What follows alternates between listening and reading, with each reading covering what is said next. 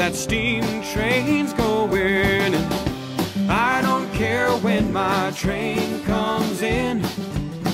It's just as well for the places I've been. All I care is, will you be there when the last cars pass on the other side of the tracks? Hello, and welcome to Journey of the Sound, a music podcast for music people. My name's Jared Rocco. I'm a musician, composer, and most importantly, a music fan. Thank you for tuning in. I hope you'll enjoy what we've got for you today. The goal of this podcast is to interview as many musicians as possible and listen to their stories about how music first came into their lives, how it affects them today, and where they hope music takes them into the future. This is Journey of the Sound. And today, my special guest is Mr. Mason McDowell. How you doing, Mason? Doing pretty good. Nice to be here. Awesome. Glad you could make it. So Mason, we want to know all about you and your music. So why don't you just start off with telling our listeners a little bit about yourself, where you're from, and what you play, what kind of style you play, and also what instruments you play. All right. Well, as you said before, name's Mason McDowell. I've been a writer ever since I was probably 15 years old. What got me into it was probably my parents, honestly. Mm-hmm. Both of them are composers, musicians. I'm a pianist. That's my primary instrument. Cool. Genre is a tricky question for me, honestly, because I was trained classically on the piano. Okay. And then I sort of started diverging from that a little bit. I took a couple of jazz lessons, and I don't think I was able to fully invest myself in classical piano, because whenever I would sit at the piano to practice for a long period of time, which is what you need to do to get, yep. Virtuosic in that style, I found myself starting to write. I would be playing whatever I was practicing at the time. I could be playing a Beethoven piece, I would be playing Debussy, and then something that was in that music would trigger something that I said, oh, well, that would be cool if it went over here, and then I would play something else. So you're rewriting Beethoven a little bit? Well, he would be rolling over in his grave if he knew I was doing that, but I was having a lot of fun with it, and maybe that was to the expense of my playing during my recitals and piano competitions back when that was a thing. Right. I'm very glad that's not a thing anymore. Because You're glad those days are behind you? Yeah, very much. And you took private lessons in classical as well. You said you had a little bit of jazz, but very little jazz in comparison. I took maybe 2 years. Okay. And when did you start playing? When did you start taking lessons? When I was 10. Yeah. 10. Okay. Cool. And now, was that because you wanted to? Is that because mom and dad wanted you to? Well, I think originally it was because my mom wanted me to. She started teaching me, she tried to teach me when I was 8. Okay. And, at 8 years old, you really don't want to do... Right. I don't know, it was probably too don't have much... the attention span for it, nor the desire. No, it was, focusing on one thing for more than 10 minutes at a time was a chore, so... Yeah, sure. And she decided, I think... my mom's a great pianist, but I think the dynamic of being, a mother and a son trying to work together in the same thing, familiarity breeds contempt, especially in those lessons, sort of. Sure. For that dynamic was not good in that arena. So she's made the, I think, correct decision of taking me to a classical piano teacher, someone that I didn't know, and was sort of, I was obligated to sit there and listen because it was a paid lesson. I was not in my comfort zone. Right. And that's when I really started to develop actual skills on the instrument, I think. And what were those lessons like? Can you summarize what those were? Like, how long did you take lessons for, too? I took lessons from when I was 10 to probably around 18. Okay, wow. A good solid 8 years about? Yeah, and it was, I think I took maybe a couple months break when I was 12, but that was really about it. Sounds like you were very dedicated. It started out that my mom was very adamant. Okay, sure.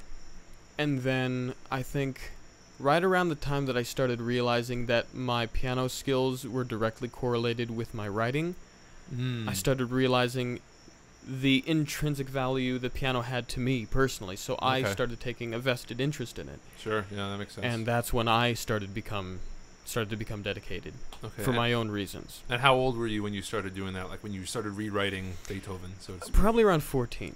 Okay. I consider myself starting as a writer when I was 15 because that's when I feel like I started realizing how to, form song structures, how to actually put together a coherent piece. Okay. But I started fooling around with it when I was around 14. Yeah. So right around high school-ish, late middle school, early high school. Yeah. Well, high school for me is I was homeschooled. Right. So right. I don't have the. I guess it was still high school if according to the grades technically because I still went through the curriculum or whatnot. I took all the tests, Yep. but I wasn't at a desk in a classroom. Right. Exactly. I was at my dinner table taking those. Yeah.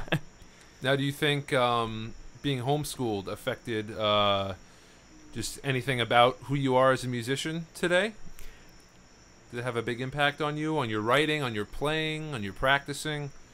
Well, I would think I'd be naive to say no, because being homeschooled, you have a certain freedom with how you choose to spend your time. I mean, obviously, I had my homework and I had the academic obligations that I had to fulfill, but beyond that, I lived in a house where there was a piano, and I had gobs and gobs of free time that I could do with what I would just play. And I mean, not to say that I was the kind of student that would practice hours and hours and hours without end. I definitely had my trouble. Off, maybe. Oh, absolutely. I mean, I'm human just like anybody else. Sure. I mean, I can't pretend that I was some sort of I didn't have a regiment necessarily, but as I got more passionate about what I did, the regiment sort of came naturally, whatever that. I mean, to this day, I still don't quite know what the regiment is. It's whenever it happens, and it's worked for me thus far. Okay. But I think homeschooling definitely was important because my parents are musicians, both of them. So if I ever had a question or I had a problem compositionally, I would say, "Hey, Dad, this chord sounds weird when I put it here. Why is that?" And he's like, "Well, son," he'd be able to explain it. And That's most awesome. kids, I'm very blessed because most kids do not have access to that. Oh, definitely as not. musicians, they Definitely have to go to teachers, and those teachers have to, they're dealing with a class of 20, 25, or more. They have to go out of their way to find that information from that teacher. Yeah. Or you could look it up online, but that's not always reliable. Yeah, obviously. and it's not the same thing. Having a personal interaction with someone about music is really important, because you're watching a YouTube video, and what they say is it's fixed. You're going to watch that video, and it's the same video every time. But if there's something you don't understand about that, you can't ask a question. You can put something in the comments, but it may or may not get back to you. Yeah, I mean, and who knows if that's actually going to be helpful. Having a personal interaction, whenever you have any kind of problem, whether it be music or anything, it's always going to be more valuable. I mean, call me old-fashioned in that way. But it's all good. It's all good. We need more old-fashioned people in this modern world. Okay, we're really sounding like a couple of grandpas out on the front porch. Right. Back in my day. So maybe you've already answered this question a little bit, but how did you get introduced to music? Was it primarily through your parents playing? Did they have, I imagine they had a lot of recordings and albums they used to play. Did you grow up in a musical household where you heard a lot of that stuff going on? Well, pretty much yes to all of that. I was hearing music constantly. My mom would musical direct shows at Syracuse Stage. Oh, wow, okay. And my dad would often play in the pit. He was a trumpet player. He also played guitar. I was going to ask, what did your parents play? You said mom was piano primarily? She also played guitar a little bit, but definitely primarily a pianist. Dad's a trumpet player, plays guitar. Nice. They had a little duo in the city back in the 70s and 80s. Oh, wow, okay. Adams and McDowell, that's what they went by. Very classy name. I like that. Yeah, so they would play in the house constantly. And to say definitively when I started, what the first introduction to music was for me, that's a very nebulous thing, because it was just a slow process. I would hear it, and by osmosis, I think it just sort of became a part of me. Right. I don't remember a time where there wasn't music. Oh, yeah, that would be impossible. Yeah. And I was going to ask, what's your first musical memory? Well, one of my first musical memories was it was almost a bad one in a certain way. You could say this is the first time I ever wrote anything, but I say wrote definitely with air quotes. because I went to my mom and said, "Hey, Mom, I wrote something. It's yeah."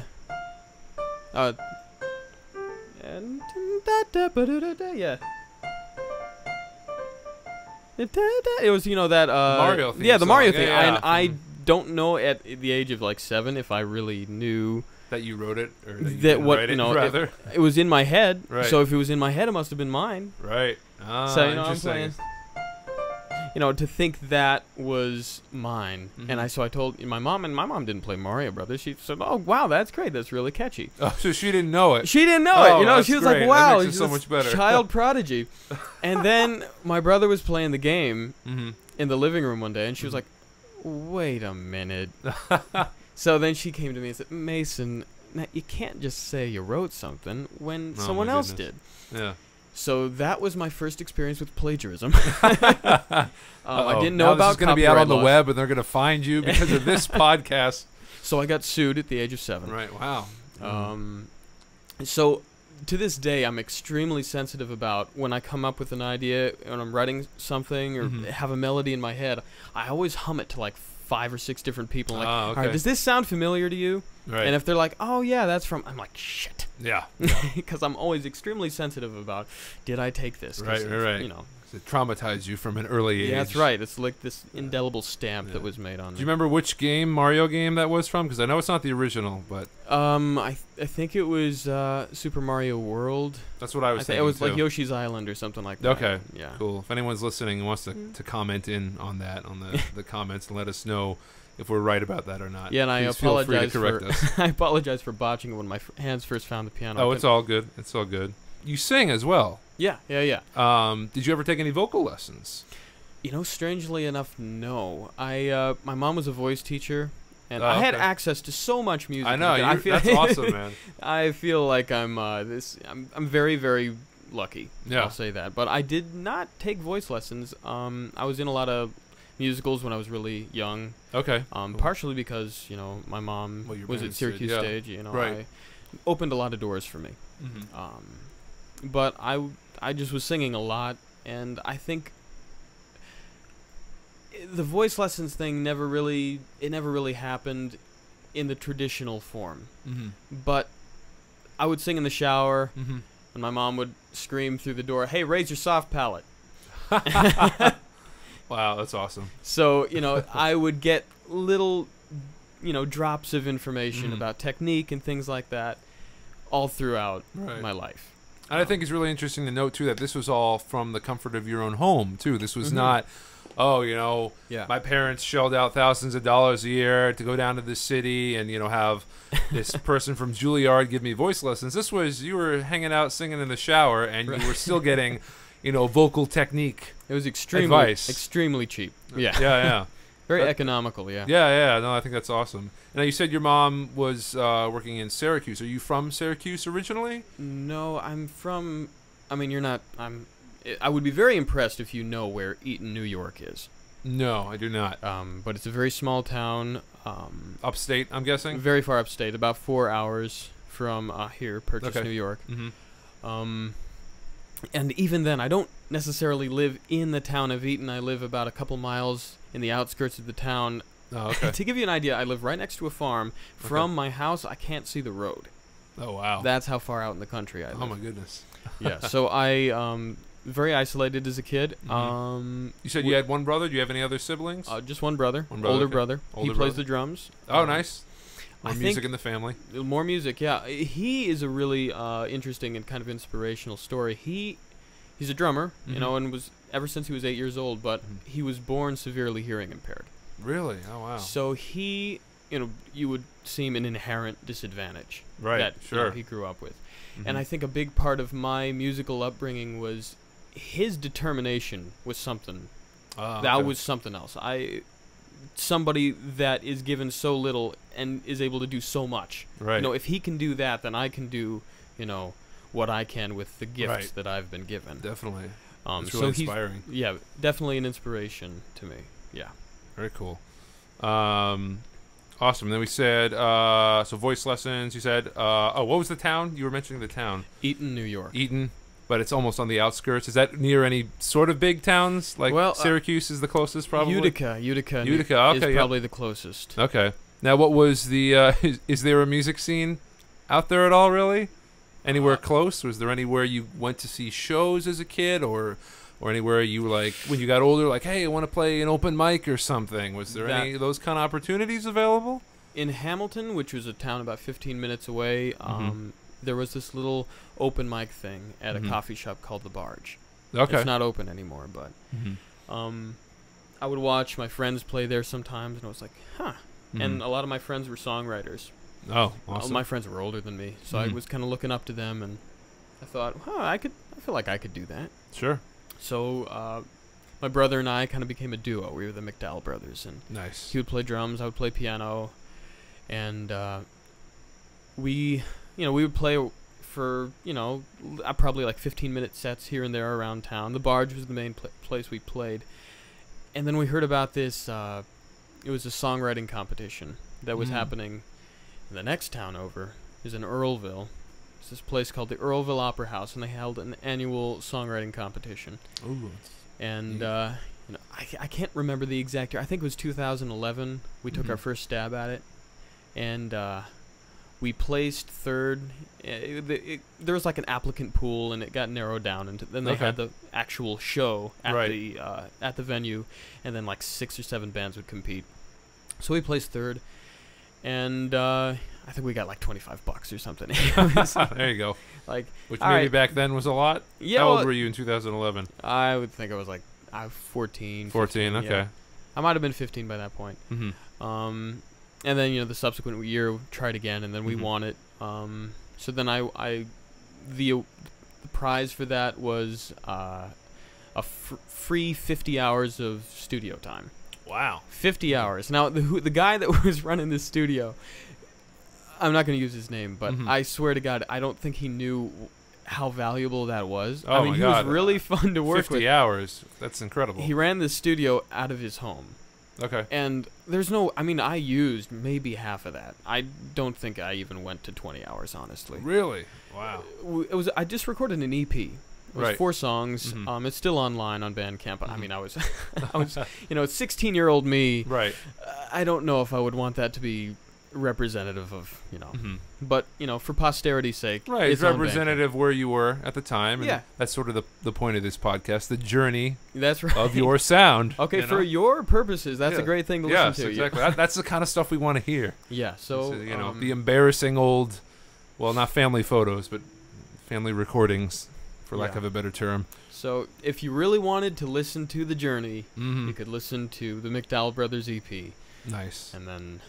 then you'll listen to my album now, and my voice is a little different. At least I hope. Yes, I hope my voice is a little different. Cool. So that's awesome. That sounded like that was a fun experience. Oh for yeah, you. it was definitely. That was a watershed moment. Yeah, that's when the dam broke. Okay. Cool. That was when I knew that music and songwriting was what I wanted to do. Awesome. Such a good experience. It's nice to have those moments. Oh yeah. They don't come along that often. Have those nice moments of clarity is refreshing. Now, you said you had a lot of older friends. A lot of them were songwriters and stuff. Yeah. Being homeschooled, was that difficult for you to network? And especially, like you said, you lived in a very small, tiny town in upstate New York. Was it difficult to make friends, musical friends, or friends in general? What was that like? I think during my early teens, the answer is definitely yes. I think the only social interactions I really had was when I would play on the soccer team. My teammates, I would be able to talk to them, but even then, that wasn't much. I wasn't really close with any of them. Most of the kids on the soccer team went to school together, and I was the outsider coming in. So I was the odd man out. My real friend on the team was my brother. He also, he played on the soccer team. He was a lot better than I was, but... Well, he was older. Probably had longer legs. Yeah, that's true. He did have longer legs. He had the genetic up. Yeah. The advantage. That's right. But it was difficult, I think, meeting people at that age. And then probably around 14 or 15, I'm citing that age a lot, but a lot of things changed for me. Sure, a lot of things changed for a lot of people at that age. That's right, Big year. Puberty is a thing. Whether we like it or not. I found this art center, or rather my mom found an art center. Mm-hmm. I think my mom really recognized the trouble I was having, both my brother and I, and she realized that she needed to provide an arena where we could talk to peers, talk to kids our own age. And what do you mean by the trouble you were having? Because you were homeschooled? I think, there's an inherent, there's an advantage to being homeschooled, but there's a disadvantage. There's take and give, and, every choice you make, there's a positive and a negative. And the social element was definitely a negative for being homeschooled. And both you and your brother were both homeschooled. me and my brother. Okay. But I think my brother especially had trouble because of his hearing impairment. Right. His communication skills were at least 2 or 3 years behind where he, quote unquote, should have been at that age, because they didn't recognize his hearing impairment until he was 5. He was already in kindergarten, and not really being able to understand his teachers or his classmates at all. And then they were finally able to get him hearing aids, and that helped speed things up. Thank goodness. But I think a lot of the reason, I'm backtracking a little bit, but a lot of the reason I was homeschooled was because of the trouble that my brother had in my school system. There were issues with bullying. There were issues with that's a shame. The school board tried to tell my parents that he was mentally, that they flat out told him he was retarded. Wow. And now the school board too, because I mean, I don't really know that much about the world of homeschooling, but I imagine your parents kind of had to check in with the public school system occasionally, since they wanted to do it that way. Biannual tests to make sure that I was still, fulfilling all the requirements. Right. Wow. And that was, that actually wasn't so bad. Nice. Cool. Why don't we talk a little bit about your influences in your writing? Ooh, okay. Yeah. I know that's a really big question, but maybe you can think of just the big heavy hitters. I definitely have a long laundry list of people who have influenced and inspired me, but try to narrow it down to maybe somewhere around top 4 or 5 people. Bands, solo artists. It could be the bass player in Coldplay or something. Like, he's my favorite, man. He's pretty great. Yeah. Not to bash him or anything, but who are some of the top people that have really inspired you for writing, for performing, for anything? For life, man. All right, let me try to organize this list. I know. I'm going to say maybe a top 3 or 4. Okay, I think I can do that. Go for it. Billy Joel, Stevie Wonder, Stephen Sondheim, and I'm going to say, this is a more recent influence, but I'm going to say the Punch Brothers. Okay.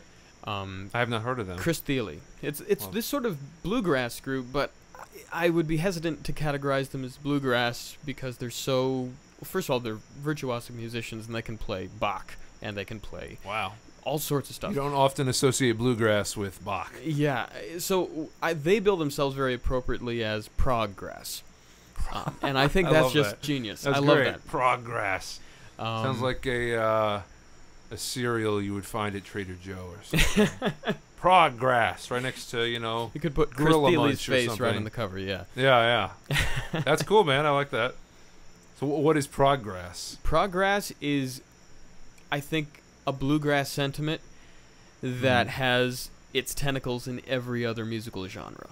Okay. There is no sacred territory with the Punch Brothers. They go into everything. They do an arrangement of a Debussy piano piece for mandolin, banjo, bass, and guitar. Wow, and it's incredible. It is. It's called Pacified, and it's one of the most beautiful things that I've heard. So you're gonna have to send me a link to that. It sounds really interesting. Phosphorescent Blues. It's a Debussy arrangement for 5 instrumentalists, and it's amazing. I can't say I've ever heard of anything quite like that before. Before that, I hadn't either. So yeah. Cool. And then the other ones, Billy Joel, Stevie Wonder, and Stephen Sondheim. Okay. Can we go through those? Explain why? Billy Joel, I loved his...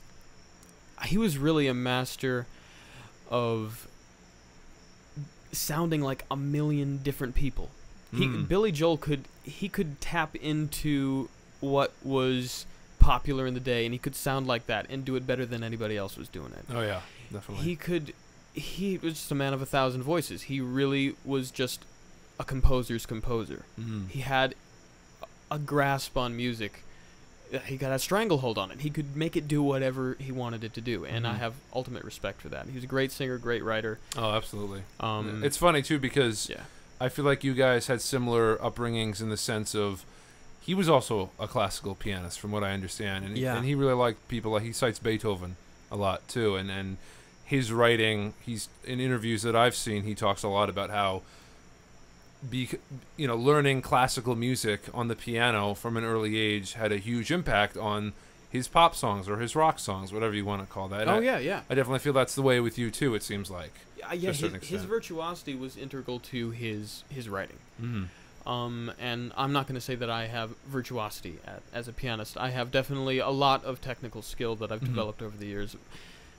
Virtuoso is a term that I like to use sparingly, and I'm certainly not going to use it on myself. You're very humble. Well, I've seen too many amazing musicians to be able to put that tag on myself. But I do have a lot of technical skill on the piano, and it's definitely aided my writing and the style of writing that I've been able to develop over the years. Cool. And Stevie Wonder, what I've taken from him is definitely, I've admired his soul and his rawness. I love his voice is obviously unparalleled. Yes, of course. Unbelievable voice. Incredibly inventive chord progressions. He would, I mean, he just had a grasp of theory, and he could take a phrase and transpose it and modulate it 3 times, and you wouldn't even notice. Wow. He would just make That's it good sound writing. natural. Yeah. And it was just organic. Everything about Stevie Wonder is organic, so I try to emulate that as much as I can. And it's interesting too because he obviously has a pretty big handicap. Absolutely. And just kind of interesting drawing the parallels between that and your brother and using that sort of as inspiration. Be like, all right, well, these guys can do it, and they've been dealt sort of a not so great hand of cards in life. Then what excuse do I have? Right, I've got a full deck. I might as well. Right, exactly. That's interesting. Cool. Did that ever play into your, being inspired by him, or it was just mainly the music, or? I think because of my brother, I've always been extremely inspired by people that are able to do a lot with a little. The underdogs. Yeah, absolutely. The music world.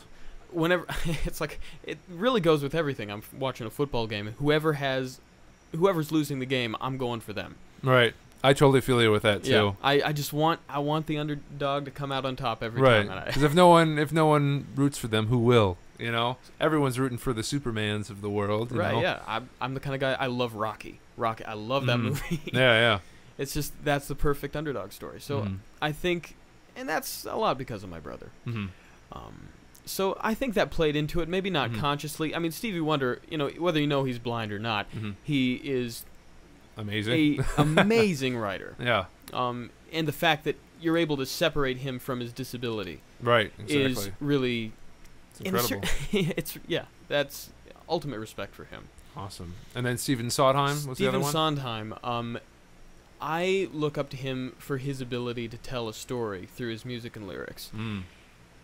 I mean, Into the Woods speaks for itself. That entire show is a masterpiece, note for note, stanza for stanza, lyric for lyric. And if you watch his interviews and his process, you really start to understand the dedication and the meticulousness with which he works. I remember watching a Sondheim interview in which he was talking about writing a song for a married couple that was having trouble. I think they were about to get divorced. And he had never been through a marriage. He had never really been in a serious relationship before at the time that he was writing this. So he went to like 6 different married couples and interviewed them. Oh, wow. Went to their houses, interviewed them. It took extensive notes. And then really cool. Compressed all of his notes into one folder. One song. And then he eventually, when he extracted lyrics from this massive folder that he had amassed, he had direct quotes. Really? From these people? Some of these people. So his characters became an amalgamation of like 6 different people. Wow. It was also very genuine, too, because it was from real people. It wasn't something in his head. Yeah, it's about as organic as you can get. Right, absolutely. I have the utmost admiration for that process. Right. You got to be dedicated, too, to be like, okay, I'm going to interview this person and this person, all these people, And, you got to take the time and sit and listen to them, complicated issues, Yeah. Love is not a simple affair, No. so. Absolutely. So I have the utmost respect for that, and I aspire to that kind of dedication. Awesome. Very inspiring. What are some of your go-to albums that you love to listen to? Okay, well, Stevie Wonder, Inner Visions. That is, oh my God.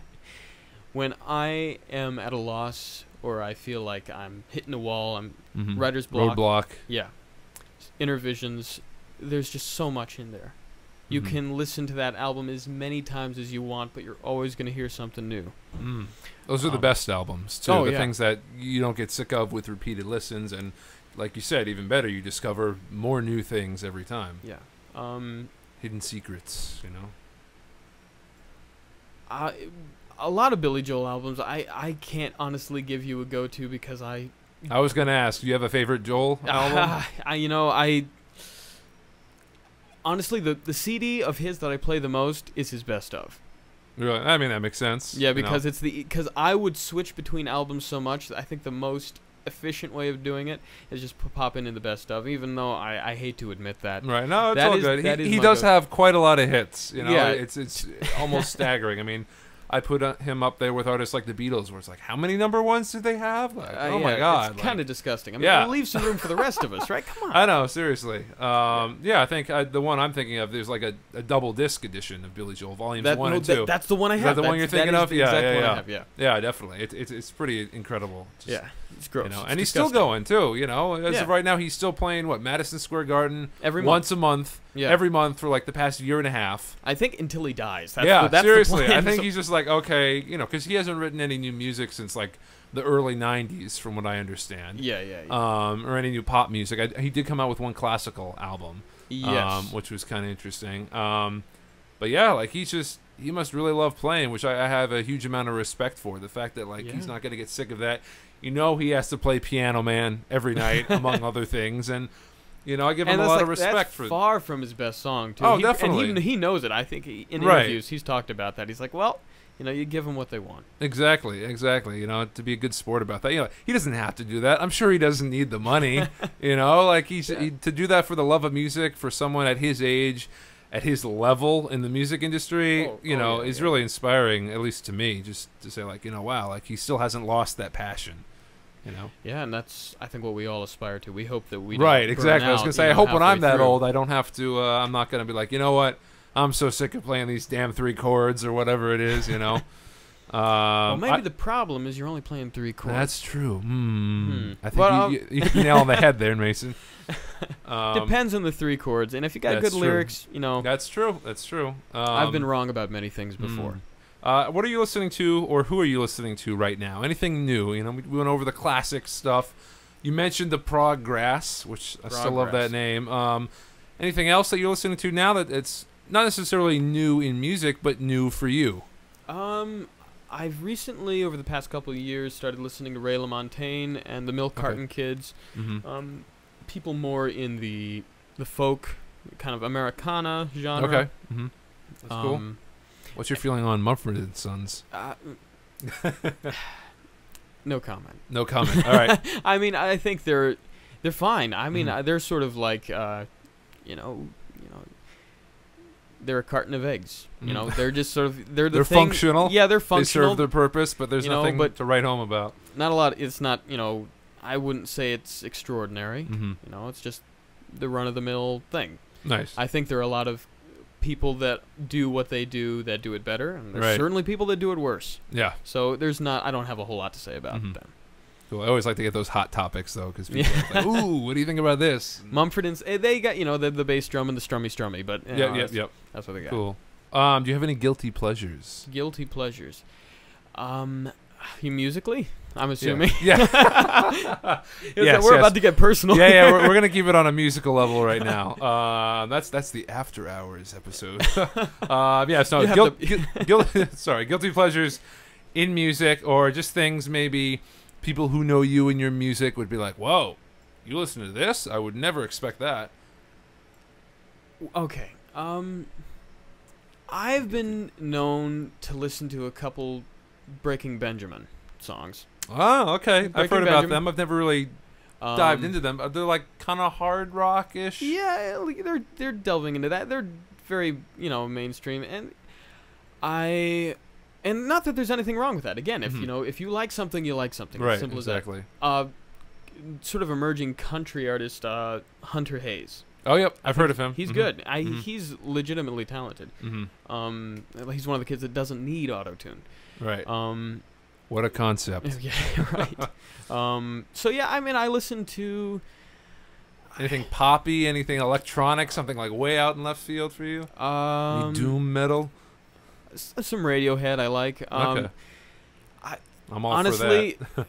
As much as I can break down a Katy Perry song and say, well, this is really kind of stayed and has been done a million times before, but it's pretty fun to listen to sometimes. Oh, so, it is. Absolutely. I give those guys, Max Martin, Dr. Luke, whoever, Shellback, all those producers, I don't really like that kind of music generally, but, that's fun stuff to listen to. And it's like, it definitely is an art form and absolutely. A craft, being able to make something so good and so catchy in such a short, 3.5 minute time span, and and making it not totally annoying. A lot of those songs are annoying, but some of them, a lot of people are coming back to those. At that point, it's a product. It's a commercial product, right. And there is certainly an artistry to creating that. You can listen to music, and you can listen for a lot of different things. I like listening for harmonic interest, and I like things that are unusual. I like weird stuff, and that's what really gets my ears perking up. I'm surprised you don't like Radiohead more. They have a lot of weird stuff. I do listen to some Radiohead, but I think I also like things that are fairly untouched with production. Okay. They do a lot of stuff with production, and there's some Radiohead I like, some that I don't. And that would be for a very long discussion. But, yes, I was gonna say that's another episode for another day. Cool. So if you could be/meet any musician or be in any band, who would it be and why? Wow. Okay. I think I would love to work. I mean, obviously, Stephen Sondheim is very old now, and I don't know if he's still writing anymore.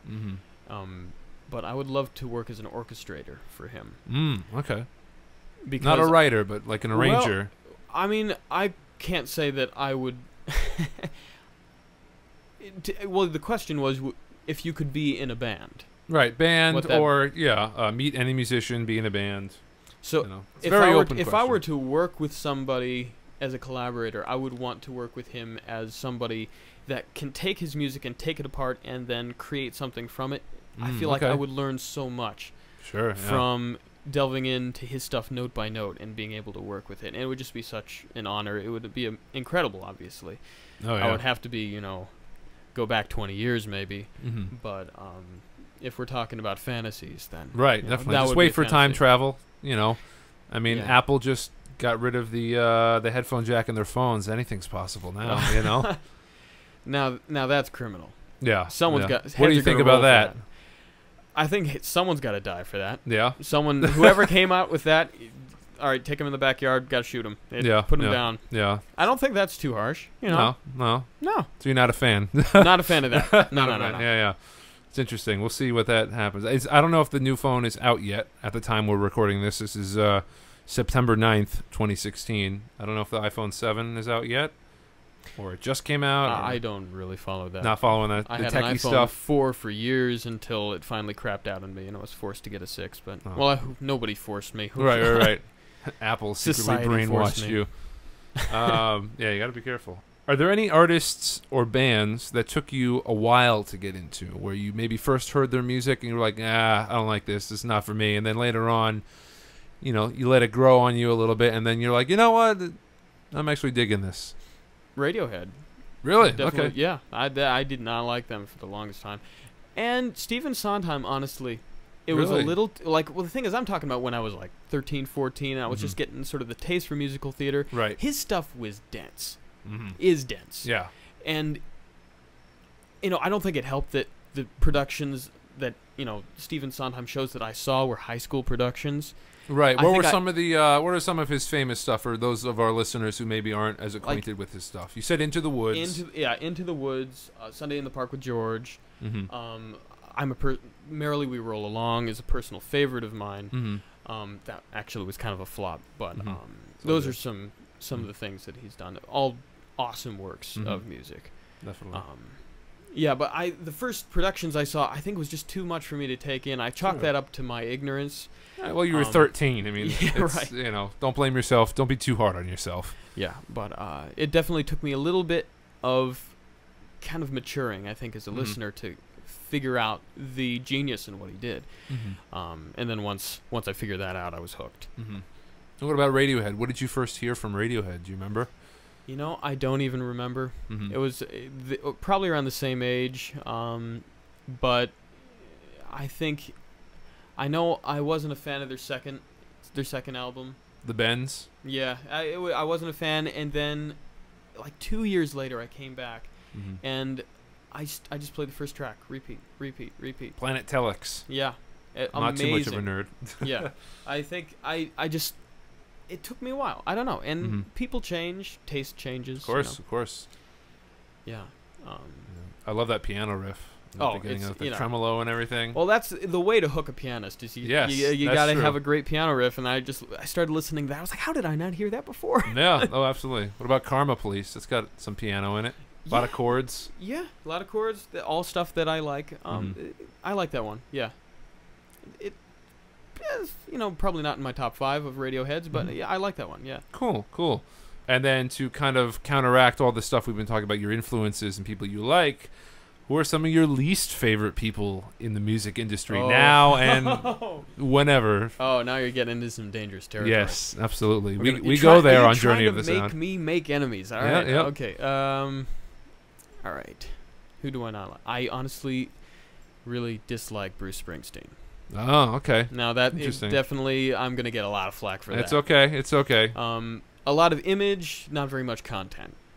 His lyrics, kind of, a lot of times they have the opportunity to resonate. They're good messages, right? But they're sloppy. And he's the boss, man. He's the boss. He's trying to do the regular guy thing. I understand that. And who am I to say? Who am I to say if he's obviously he's the boss. Right. Everybody is like Bruce Springsteen crazy. But everyone hates their boss though.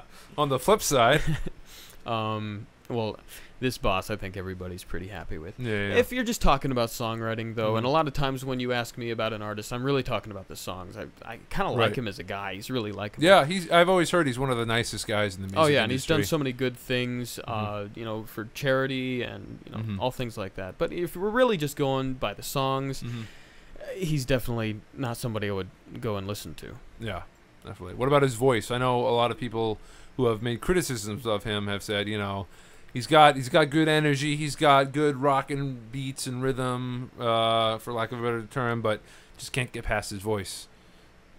How do you feel about his voice? I mean, his voice isn't great, I don't think, but I don't think that is what bothers me the most. I've listened to people that have less than stellar voices, but if the song is good enough, I'd like to think I could listen to anyone. Right. So you're always listening. Within reason. Right.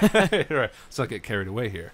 I was going to say, so when you're listening in general, you're always kind of listening with the ear of a songwriter.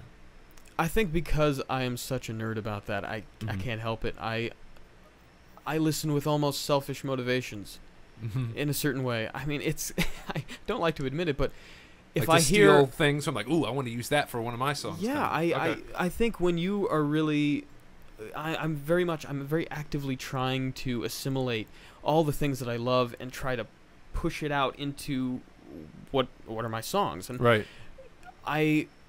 that's why I listen to Stevie Wonder Intervisions on repeat, because there's certain changes that, especially in Golden Lady, Higher Ground, Living for the City's got awesome changes. The 3/4 section,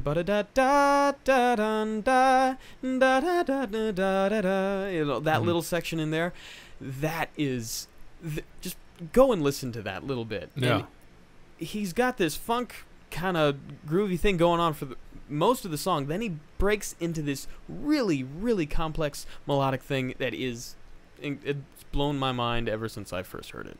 Wow. It's incredible. So why don't we dive in a little bit to your new record? You have a new album out? Yep. Correct? Is it EP, full length? Full-length album. Full-length album. How many tracks? 11. Cool. And tell us a little bit about this. What is it called? What music is on this?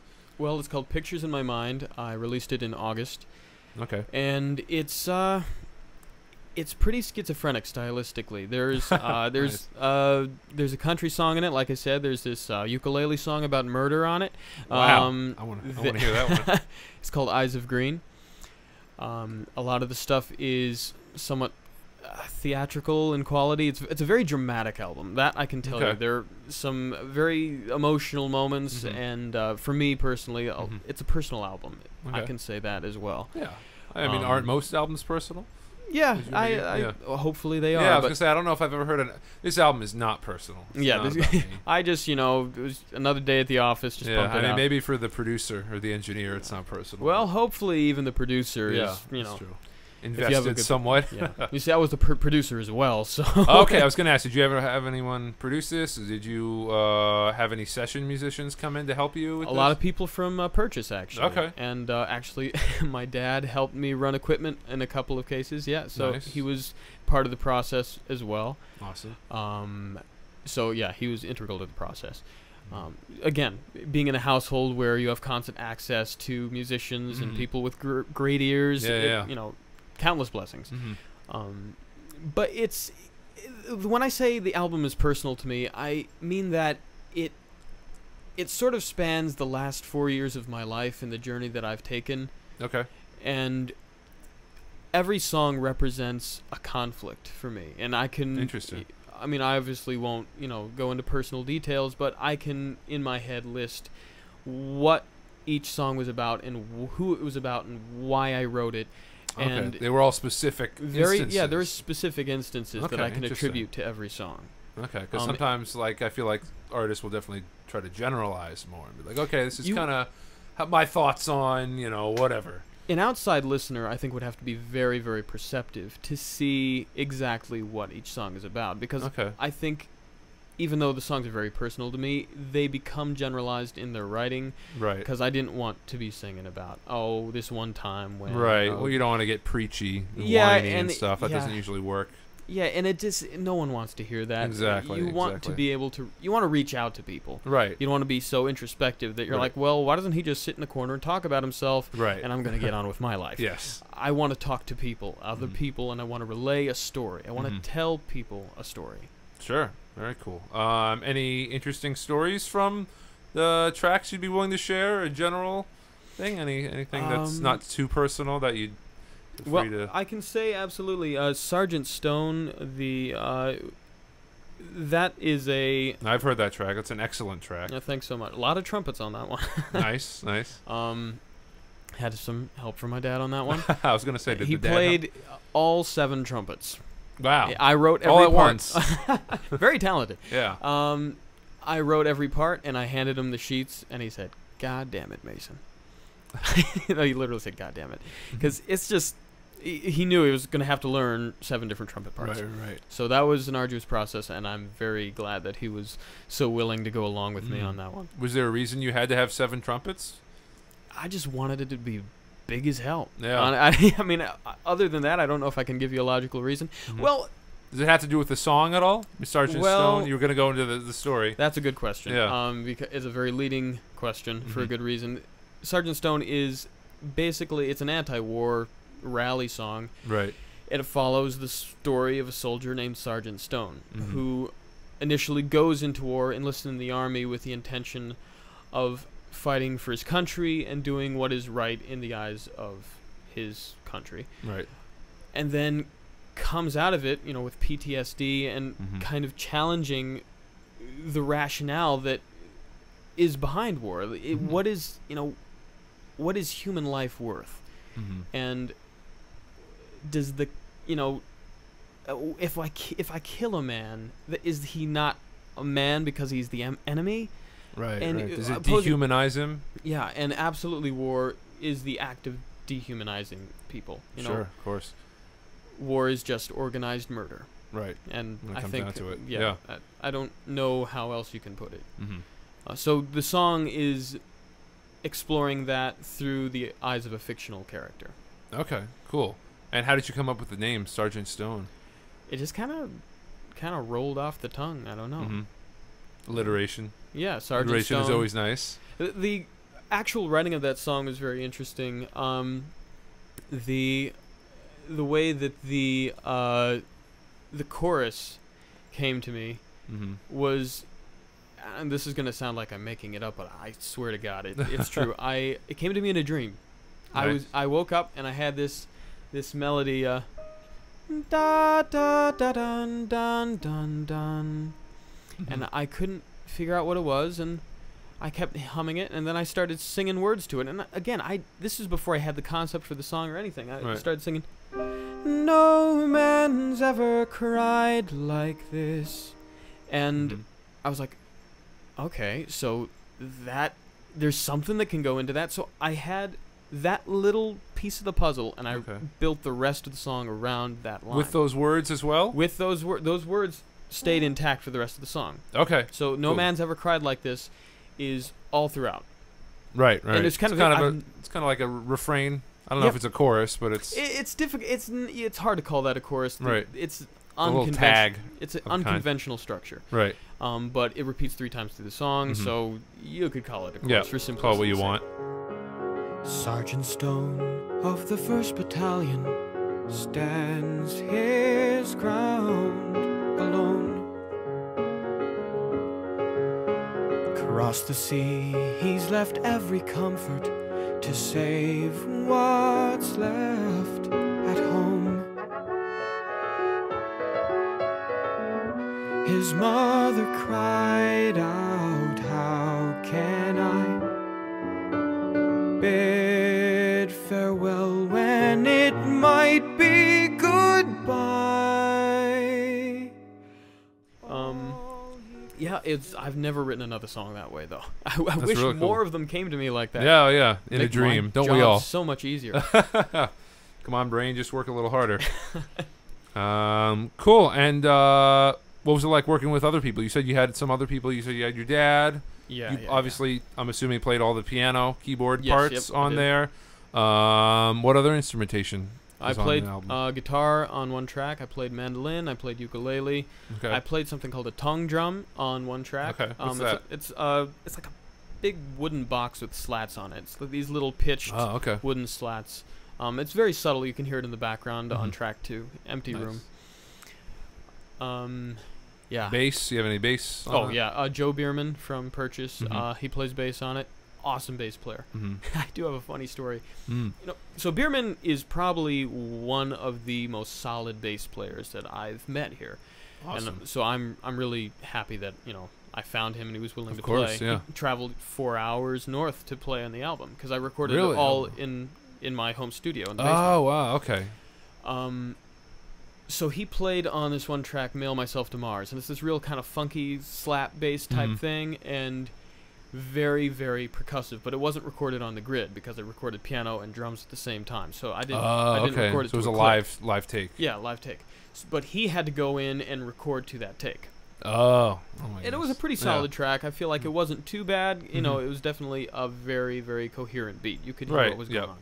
So he laid down the track and did a great job with it. And then a week later in editing, I was going over all the songs, and I discovered this tool in the digital audio work DAW. Yep. Is it workstation or work? Is it It's workstation. Yep. Yeah, that works. So I discovered this tool. It was Flex Time, is what it was called, and I could move individual notes around and make them land very perfectly. Useful. Now let me first say that Bierman pretty much nailed the track from the get-go. Pretty much didn't need to touch it. Yeah. But I discovered this little tool, and I started playing with it. I was like, okay, well, like I'm opening gonna Pandora's box. These tools. It certainly was a Pandora's box. I started moving each individual note to its perfect spot. But once I did that for one measure, I had to hold that standard true for the rest of the song. At least I felt. So I started moving everything. 4 hours go by. Of course. And I've made over 1,000 manual edits. Oh my God. To this single bass track. You're a crazy man. I'm a little bit insane. Some people would say that just because I don't like Bruce Springsteen.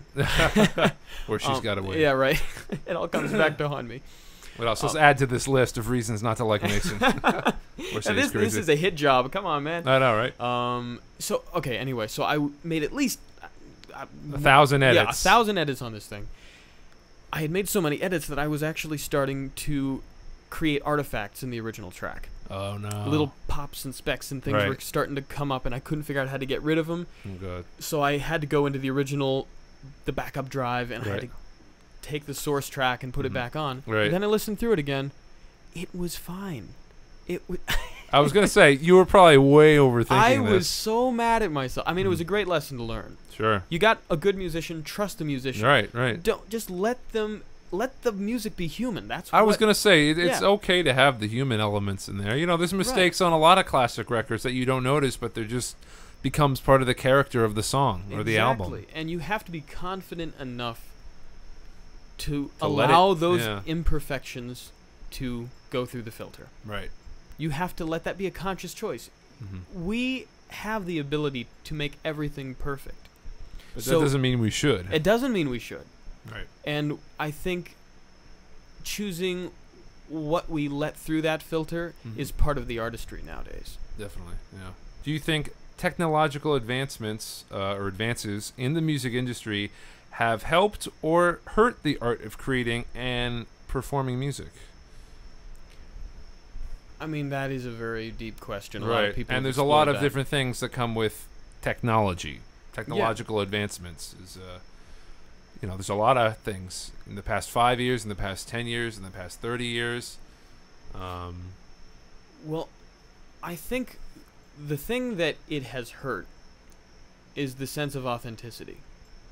When somebody listens to a track and it sounds great, and they're like, well, they're probably not going to sound like that live, because people are aware of people's ability to just fix everything. Everything's going to be perfect. They expect it to be perfect because it can be perfect. Right. That's a very good point. The expectation is now there. Even for a lot of people who aren't musicians. They know, like, oh, well, it's a studio take. It better be perfect. For somebody to be deemed a good singer, they have to prove themselves live. You can't tell from a recording anymore. No. You know, anyone can be a good singer on recording. You could take this track of me just talking into a microphone and then auto-tune it and play with it until it sounded like I was Christina Aguilera. Right. It's true. And, you can't really tell pretty crazy. Anymore. Yeah. So I think that sense of authenticity in recording is a little bit, it's kind of gone. Right. Because everything is possible. Right. Unless you recorded tape. Yeah, but then of course you can go digital to tape, which defeats the purpose. Right. That's a separate discussion. Yep. But the flip side is everything is possible. Right. If a painter has access to every single color imaginable, hypothetically, he's going to be able to paint the perfect picture. He's going to be able to paint exactly what he has in his head. Right. He's going to be able to create what he wants to create. And I think that is what really separates the artists from the amateurs. People that are able to take this massive tool palette and understand that I'm not obligated to use every tool. In fact, my choosing not to use a tool is a choice within itself. Right. And a smart choice, and a mature choice, I would say. Yeah, it takes confidence to make like you that were choice. saying. Yeah. But I think it's good. It's good that we have these tools. I mean, it's good. Better to have them and not use them than not have them. Exactly. You think? Yeah. That's about as good as I could have ever said it. Cool. Yeah, I think that's a good way of putting it. Okay, cool. And then the second part to that question, has the level of musicianship gone down because of that? And has it hurt the overall quality of music that's out today? I think the level of musicianship in pop music has gone down. Okay. Of what you're going to hear in the mainstream is, I mean, now that anybody can be a rock star. Rock star, air quoting right now. Right. Literally anybody. Right. All they have to do is find the right face and the right marketing team, and they're going to be able to plug that person in. If you've got the money, you don't really need the talent. And that technology can bolster their sound so that they sound amazing. So in that sense, I think musicianship has definitely gone down just because it's so easy. Mm-hmm. You know, it's so easy to just get your foot in the door there. I mean, well, not easy to get your foot in the door, but if in terms of virtuosity, you don't have to be great. Talent has how much it matters has it gone doesn't down. matter as much. That's just the fact. It doesn't matter as much. And we can argue about is that a good thing, is that a bad thing that it doesn't matter as much. Maybe it's allowing people that have an artistic vision but didn't necessarily have the money and resources to take training to take lessons and develop those skills traditionally. They so can still express themselves. Yeah, so you could make that argument, absolutely. But I do think that general musicianship has gone down in the popular realm. Right. But I still see constant proof that there are musicians that are just absolutely slaying. They're killing it. Exactly. I mean, Punch Brothers are a great example. I'm always going to go back to them. But they have access to all the technology they want. They're a very successful band right now. Right. But when they perform live, they have one condenser mic in the center of the stage, and they all gather around it, and they just go at it.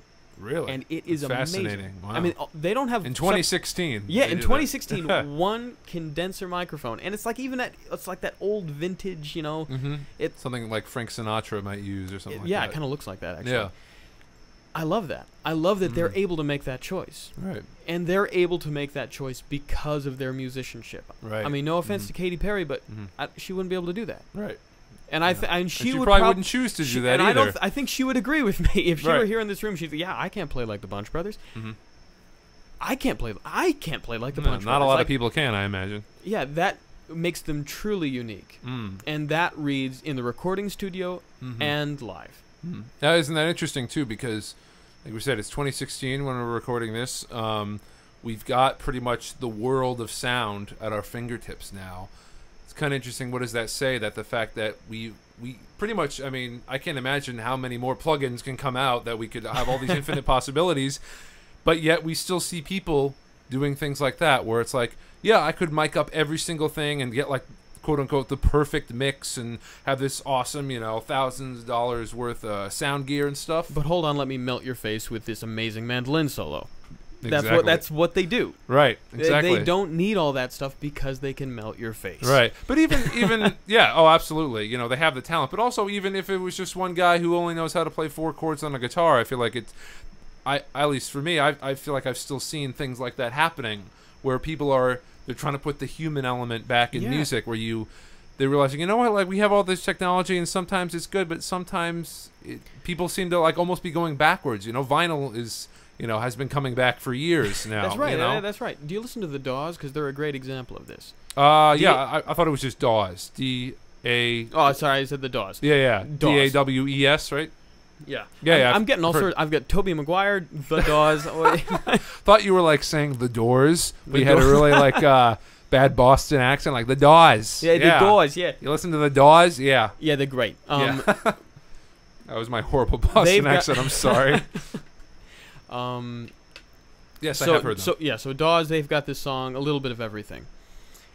And it's very raw, but it's raw for a reason. It's just the lyrics are able to shine because of the simplicity of the production and the simplicity of the accompaniment. Right. And that's beautiful. Oh, absolutely. And that is an artistic choice, and it takes confidence to make that choice. Definitely. Now, do you think, like, looking, forward to the future, you know, with all this technology? I mean, technology is still ever expanding and stuff. Do you think there's still going to be a lot of that kickback against all this technology? I mean, obviously, there's a lot of artists out there that do want to take advantage of this technology, and I'm not saying it's bad that they do, you know, but you've also got this kind of other group of people that are like, you know what, we want to put the human element back in music. Do you think there's going to be an ever-increasing divide? Or what? What do you think's going to happen? Where do you see music going in the future, I guess? It's the broader question and all of that. Well, I think there's always going to be... There's going to be 3 different simultaneous elements, and people are going to naturally divide into those 3 elements. There's going to be the snobs on either end. Right, going to be the purists. Yep. The people that say, well, I am not going to use any production. I'm just going to do it completely raw, and anybody that uses production isn't being honest, isn't being genuine. Right. And we've certainly heard that argument before. And then there's the people that want everything to be perfect. If it's not perfect, if there's a note that's out of tune, then it's not as good as it could be. Right. That every imperfection is a missed opportunity. And that's the other extreme. Right. And I think the people that really have it down, the people that have a handle on it, are the people in the middle. Right. The balance between two extremes. You have to have the balance, and you have to understand the value of both to take advantage of the value of both. Yeah. I totally agree. That's like my life credo, man. Balance is like, you know, two extremes at either end. You got to be right in the middle. Yeah. It's the perfect happy equilibrium. Now, politically, what was considered the center here is very far to the right, so I consider myself very left. So the only exception to that would be my politics. Political stuff. But that is for another discussion. Another podcast, yes. And I did get into that a little bit with my previous guest, Vice President, because he has a lot of politically charged songs. What about you? Is there any time politics has influenced your songwriting? Yeah, Mail Myself to Mars is a very political song. It's expressing my frustration with the way things are going nowadays, and my solution is, well, I'll mail myself to Mars. Okay. Just get away from all of it. Yeah. I like that. Born in a nation deemed too big to fail, like setting sail on the Titanic. Look how that turned out. But how can we heal with healthcare that couldn't care less? The favor lies with those who pay the best. Rich men in black say the system's back, while old man Jack has a heart attack. I ain't no shy kind of guy, you know I won't get truth if I let things lie. Am I the only one under this yellow sun that sets his sights in the stars? I guess I'll mail myself to Mars.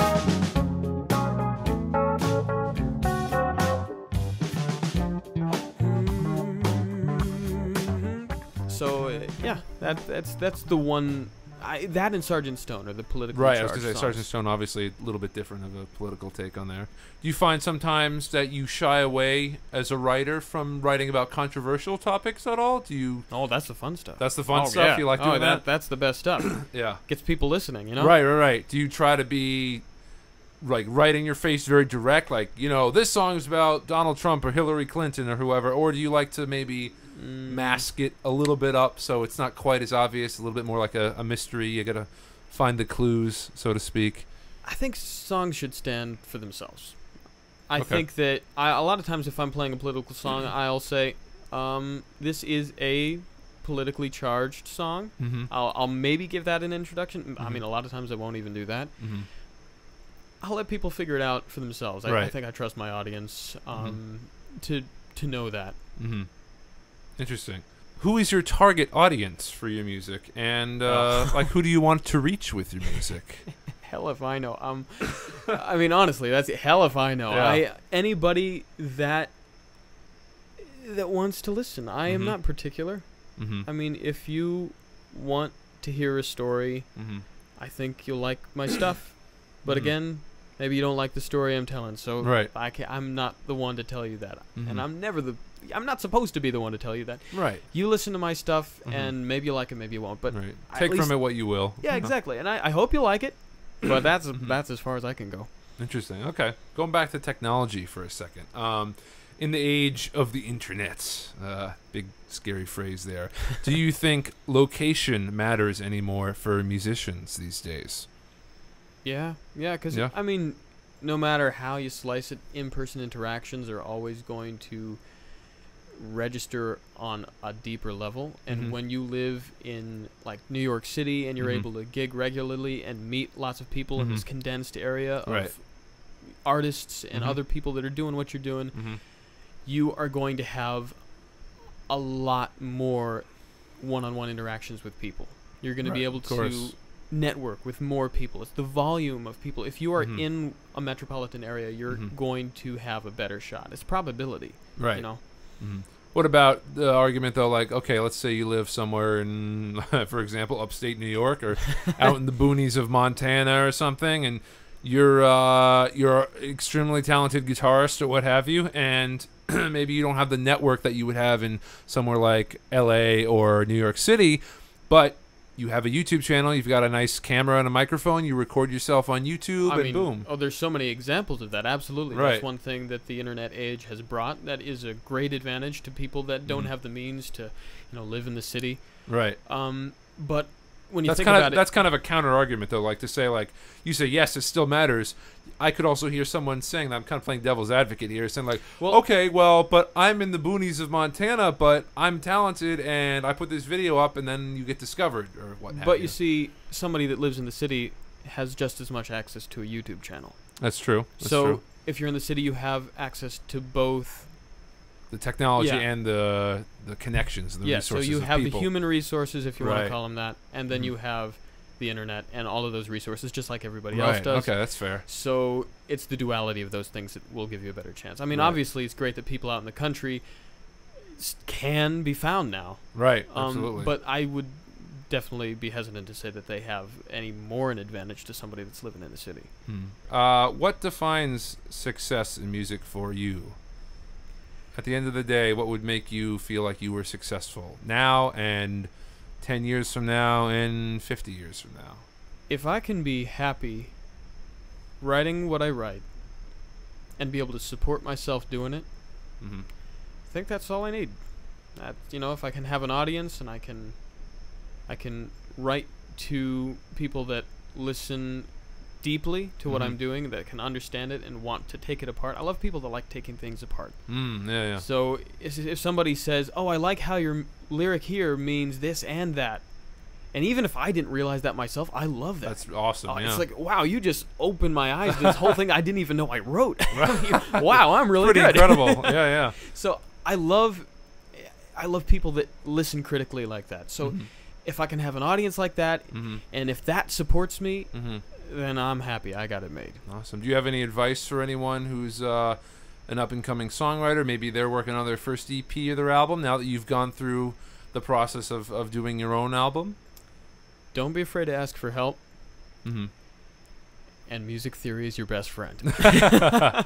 That sounds like a good way to end the podcast tonight. Thank you, Mason, so much for joining me. Thank you. If people want to check out your music one more time, could you just tell everyone where on the internet they can find your stuff? Do you have a website or? Well, I have Mason McDowell at bandcamp.com.